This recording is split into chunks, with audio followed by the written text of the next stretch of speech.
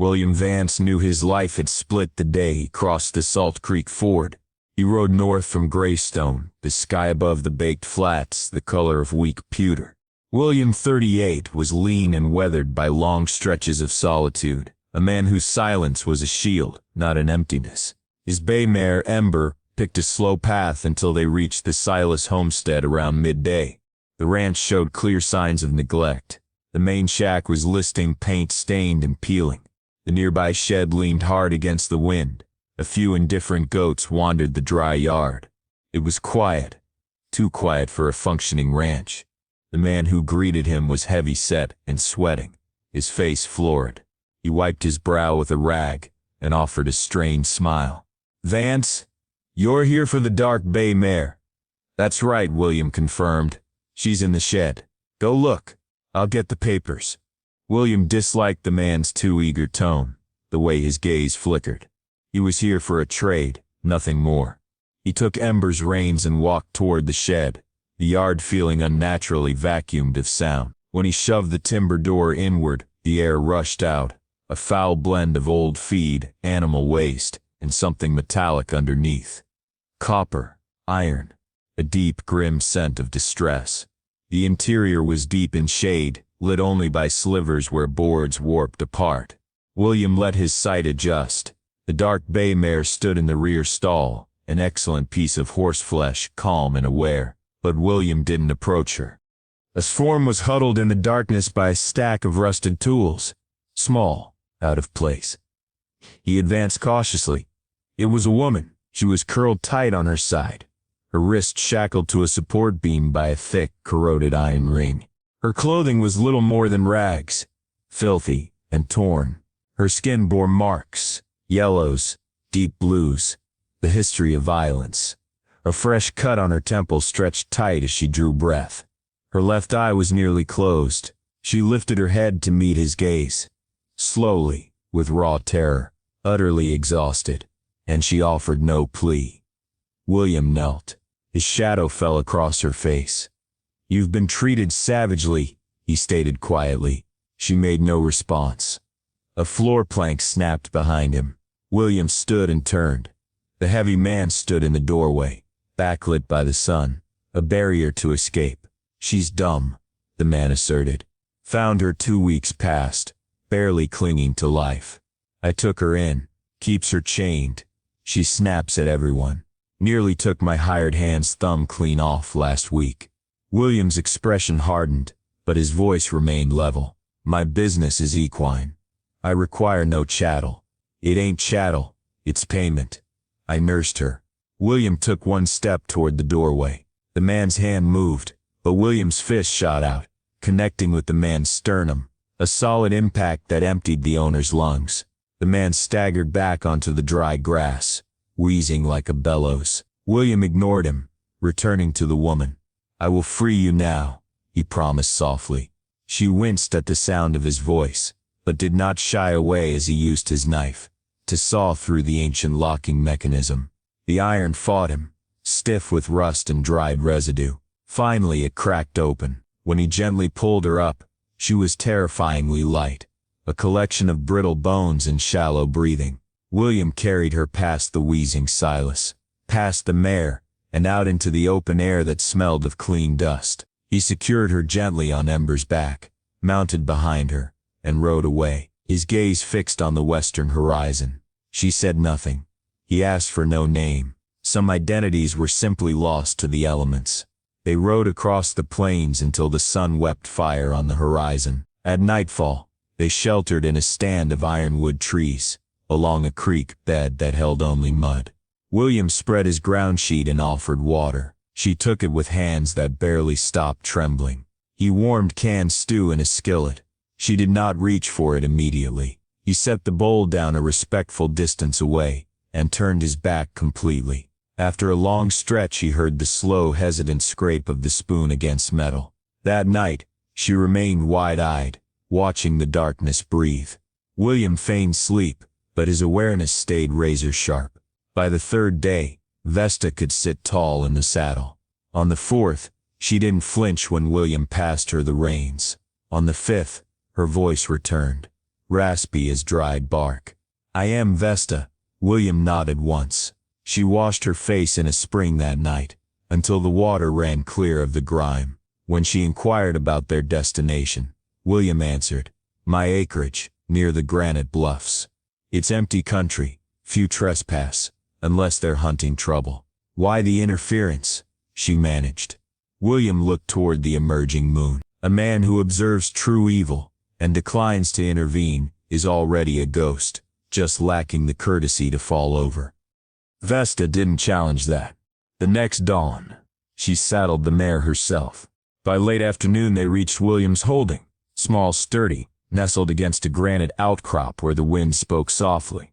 He showed her the spare room. She paused at the threshold, absorbing the safety of the space before entering.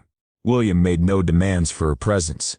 He didn't need to. She slept for nearly 48 hours. Then the true reckoning began. William knew the silence was temporary. Vesta moved across the property like a person learning gravity again. She repaired the livestock fencing with careful, steady hands. She fed the small flock, even when fatigue made her arms shake. She sterilized her injuries with harsh lye soap, biting back the sting. She said little, but her vision missed nothing, as if expecting iron manacles to drop from the rafters at any second. William provided space. He did not pry into the shed. She did not ask why he'd intervened. They worked in the heavy sun, yet an invisible barrier remained. Fear, trauma, or perhaps the quiet genesis of something profound. Then one morning, she vanished. William noticed the empty bridle hook first. Vesta's saddle was gone. Tracks headed east, back toward Silas's ruin. He followed immediately, his chest tightening, not with anger, but a protective anxiety he couldn't quite name. He located her 3 miles out, crouched in a thicket of greasewood. She wasn't running, she was observing the homestead. He approached without a sound, but she reacted instantly. "I haven't returned for captivity," she stated. "I only needed to confirm if he survived to suffer." William's voice was flat. "Do you mean to settle it? I need to know he won't wake up, free to inflict this again," she whispered, staring at the derelict building. "I cannot rest while he draws air."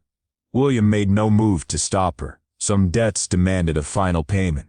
They walked toward the shack together. Inside, the stench was overwhelming. Stale liquor, rot, and spilled blood. In a dark corner lay a young man, maybe 17, clutching his side with a dirty cloth. He looked up. "You came back." Vesta froze. William subtly shifted to screen her. "Where is your employer?" Vesta demanded. The youth coughed weakly. "Left. South 2 days past. Said he was collecting reinforcements. Said you'd regret escaping the crossing." William's jaw knotted. Vesta moved past him. "I'm not here for you. I'm no child," the boy retorted, his eyes surprisingly hard. "I was the one who held the post while he administered the lash." Vesta's hands tightened into weapons. Her breathing grew shallow. William stepped between them instantly. "That ends now." Vesta stared at the boy for a long moment, then her focus detached. Her eyes went cold, devoid of active rage. They simply dismissed him. They left the boy there, the house settling back into its decay behind them.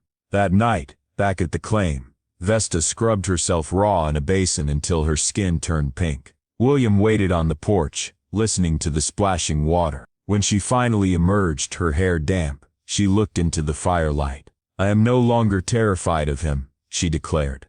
William nodded. "I saw that. But I must learn how to generate terror in them." William met her gaze. Something centered and deadly had settled inside her. "Then we begin tomorrow's lessons. Forge and fire." The following days reshaped everything. They drilled from before dawn. William instructed her on rifle handling, sight alignment, breath control, managing recoil. She assimilated the knowledge instantly. Steady sight, quiet exhale, absolute focus. "Miss your first shot," William cautioned while she loaded, "and you better be ready to fight with everything you have left." She nodded, then centered the bead on a distant knot in an oak, and fired. A perfect strike. They practiced blade work, footwork, guarding the center, delivering decisive strikes without relying on brute force. She absorbed every technical command. No hesitation, no wasted movement, They set up defenses, snares, trip lines, a tripwire, hooked to a plank that would drop weighted iron spikes. William made her reset every stage, blindfolded. Know the ground you defend better than the men who plan to take it, he drilled her. She repeated the sequence, until she could rebuild the entire kill zone in total darkness. At night she sat, knees pulled to her chest, processing. William never pressed her for the story, but sometimes the stories came unbidden, delivered in a calm, measured cadence. He saw breaking me as a form of ownership, she recalled once. Like keeping a rare falcon grounded until its wings forgot the sky. William spat into the cooling embers. You won't be contemplating anything when this is done.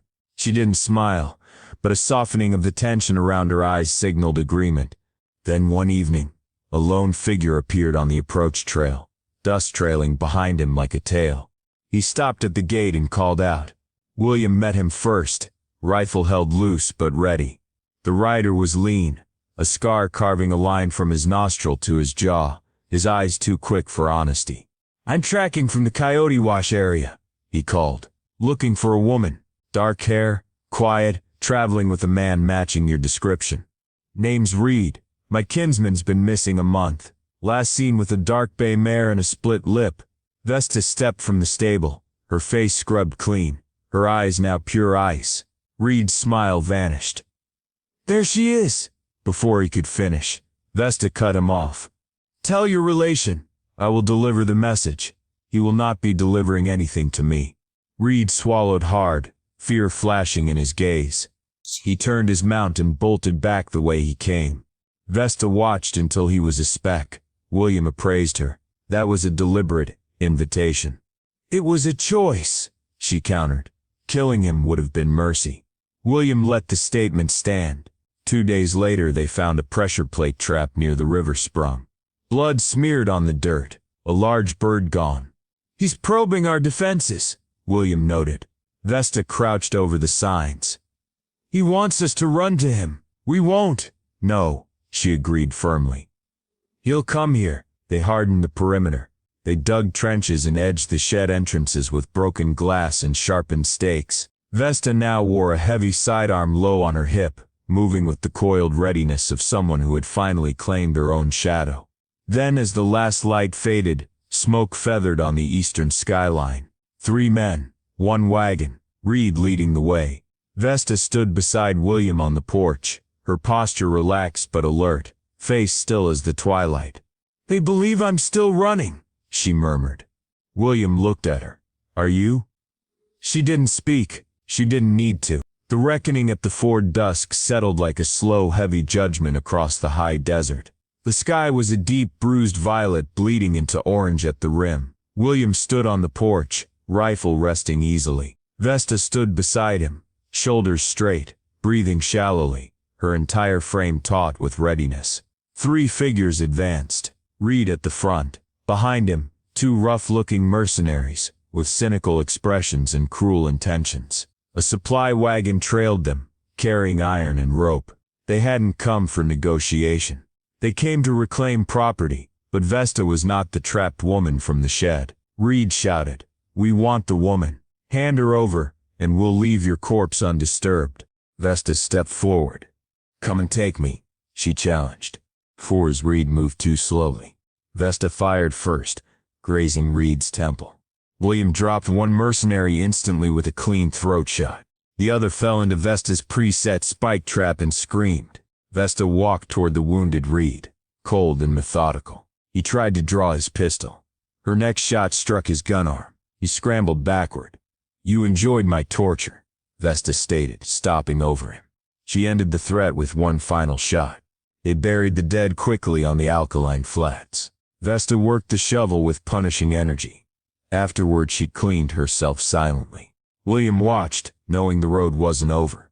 Weeks passed in a measured calm on the claim. Vesta worked hard but found little peace. One morning William found her on the outcrop. They won't stop, she said. Men like that run in packs. William agreed.